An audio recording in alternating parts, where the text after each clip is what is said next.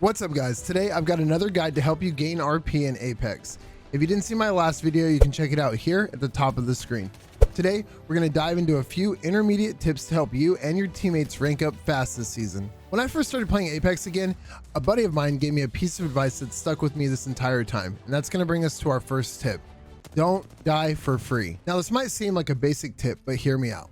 Let's assume you're fighting a fair 3v3 engagement, and you and this other team are going back and forth, trading shots, throwing grenades, and harassing each other. This can go on for a while at times, but have you noticed that the moment you or another teammate gets knocked, the enemy team swarms you like a bunch of starving vultures?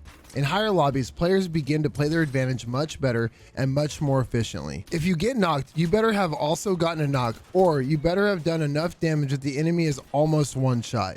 You should also be calling out exactly who you hurt and where they're moving. On the other side of this, if your teammate just went down and they say Bloodhound is 50 flesh, you should be making it a priority to shoot Bloodhound first if possible. In lower lobbies, you see a lot of players fighting fights until either they or their enemy gets knocked, and this has to be one of the biggest downfalls of potentially great players.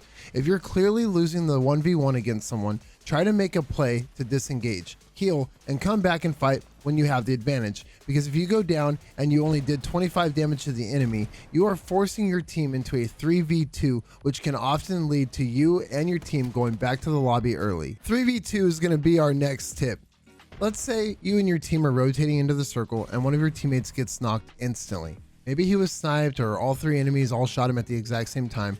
What is the correct play here? So the truth is that if you don't get your teammate up, you're going to have a pretty tough game for the rest of the match. So your teammate definitely needs to be your priority, regardless of how they were down. You see these engagements played out wrong a lot in lower ranks. So let's talk about the possible plays you have from this position. All right, guys, I'm going to be honest with you. I originally had this whole script and I was going to talk to you about the different scenarios that you might find yourself in. But the reality is these engagements are so different from each other, but they also happen so frequently. You're going to find yourself in a lot of 3v2s.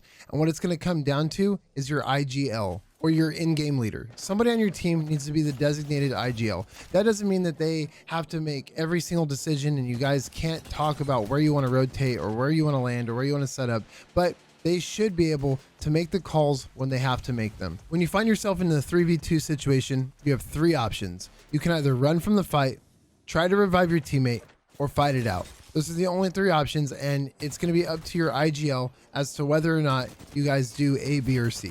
More importantly is how this scenario is played if you do decide to fight it.